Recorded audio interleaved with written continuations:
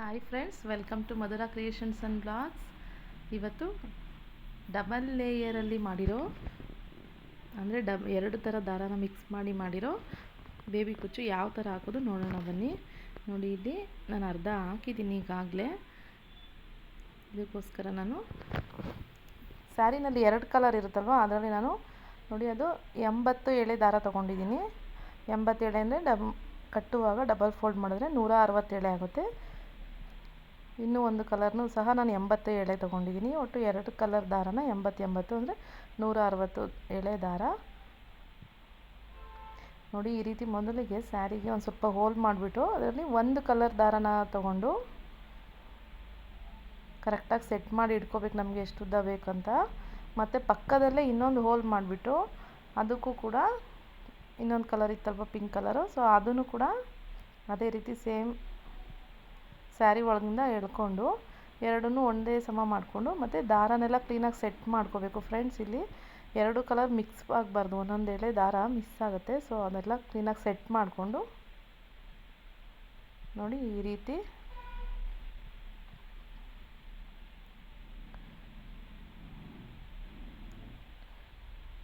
ಎರಡು ಸೈಡ್ ದಾರನೂ ಕರೆಕ್ಟಾಗಿ ಒಂದೇ ಸ್ಟ್ರೇಟ್ ಮಾಡ್ಕೋಬೇಕು ಫ್ರೆಂಡ್ಸ್. ನೋಡಿ, ನಮಗೆ ಎಷ್ಟಕ್ಕೆ ಬೇಕೋ ಅಷ್ಟಕ್ಕೆ ಕ್ಲೀನಾಗಿ ಅಳತೆ ಇಟ್ಕೊಂಡು ಈಗ ಜರಿ ಥ್ರೆಡ್ಡಿಂದ ನೋಡಿ ಕಲರ್ ಎರಡು ಸಪ್ರೇಟ್ ಮಾಡಬೇಕು. ಈಗ ಜರಿ ಥ್ರೆಡ್ಡಿಂದ ಅದನ್ನ ಲಾಕ್ ಮಾಡಬೇಕು.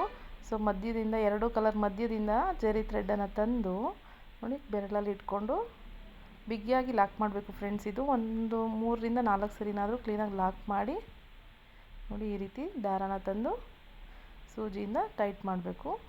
ಸೊ ಒಂದು 3 ಟೈಮ್ಸ್ ಆರ್ 4 ಟೈಮ್ಸ್ ಮಾಡಿದ್ರೆ ಸಾಕು, ಬಿಗಿ ಬಂದಿರುತ್ತೆ. ನಾವು ಹೂವು ಕಟ್ತೀವಲ್ಲ ಆ ರೀತಿ.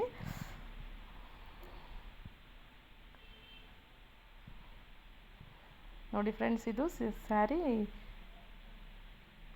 ಸ್ಯಾರಿ ಪೂರ್ತಿ ಆದಮೇಲೆ ತುಂಬ ಚೆನ್ನಾಗಿ ಲುಕ್ ಬರುತ್ತೆ ಫ್ರೆಂಡ್ಸ್. ಇದು ಡಬಲ್ ಕಲರು ಈ ರೀತಿ ಹಾಕಿ ನೋಡಿ, ಆ ದಾರನ ಜರಿ ಥ್ರೆಡ್ನ ಫ್ರಂಟಲ್ಲಿ ಕಾಣಬಾರ್ದು, ಆ ರೀತಿ ಹಿಂದೆಗಡೆಯಿಂದ ಬಂದು ಆ ಜರಿ ಥ್ರೆಡ್ ಒಳಗಡೆಯಿಂದ ತಂದರೆ ಅದು ಒಳಗಡೆ ಹೋಗಿ ಸೇರಿಕೊಳ್ಳುತ್ತೆ, ಆಚೆನೂ ಕಾಣಲ್ಲ.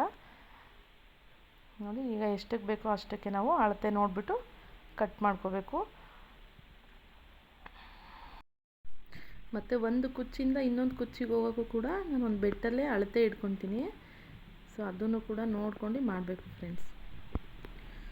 ಈಗ ನಾನು ಇದೇ ಥರದ್ದು ಇನ್ನೊಂದು ಕುಚ್ಚು ಹಾಕಿ ಸುಮ್ಮನೆ ತೋರಿಸ್ತಾ ಇದ್ದೀನಿ ಫ್ರೆಂಡ್ಸ್.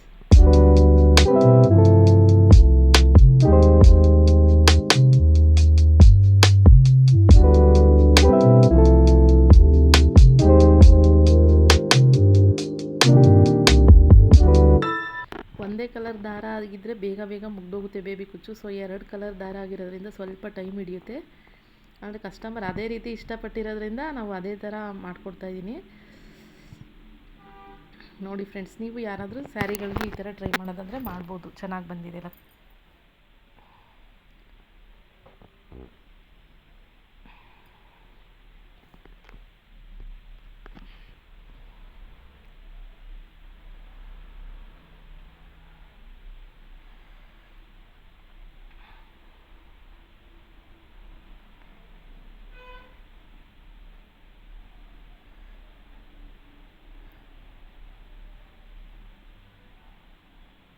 ಈಗ ಇದೇ ಥರ ಸ್ಯಾರಿ ಪೂರ್ತಿ ಹಾಕ್ಬಿಟ್ಟು ಯಾವ ಥರ ಕಾಣಿಸುತ್ತೆ ನಾನು ನಿಮಗೆ ತೋರಿಸ್ತೀನಿ ಫ್ರೆಂಡ್ಸ್.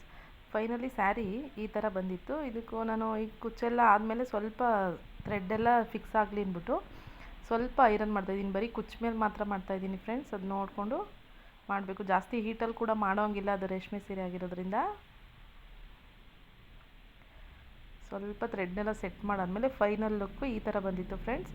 ಸ್ಯಾರಿ ತುಂಬ ಚೆನ್ನಾಗಿ ಕಾಣ್ತಾಯಿತ್ತು, ಕಸ್ಟಮರ್ ಕೂಡ ಇಷ್ಟಪಟ್ಟರು, ಕಲರ್ ಕಾಂಬಿನೇಷನ್ ಚೆನ್ನಾಗಾಗಿತ್ತು. ಸೊ ಯಾರಿಗೆಲ್ಲ ಈ ವಿಡಿಯೋ ಇಷ್ಟ ಆಯಿತು, ಹೆಲ್ಪ್ ಆಗುತ್ತೆ, ಸೊ ಪ್ಲೀಸ್ ನನ್ನ ಚಾನಲ್ನ ಸಬ್ಸ್ಕ್ರೈಬ್ ಮಾಡ್ಕೊಳ್ಳಿ ಫ್ರೆಂಡ್ಸ್. Thank you.